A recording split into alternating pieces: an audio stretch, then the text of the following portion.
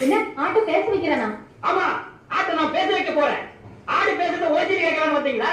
அதான் நம்ம கிட்ட நடக்காது. எல்லாம் கையிலே காசு போடுங்க. புற ஆட்டை போடுங்க.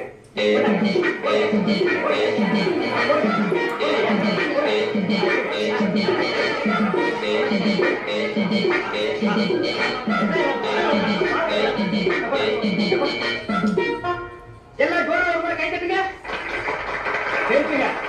காசை வாங்கிட்டு ஆட்டை பேச வையா? இல்லையா, ஆடு பேசும். ஆனா ஒரு கண்டிஷன், ஆடு தமிழ்ல பேசாது, இங்கிலீஷ் தான் பேசும்.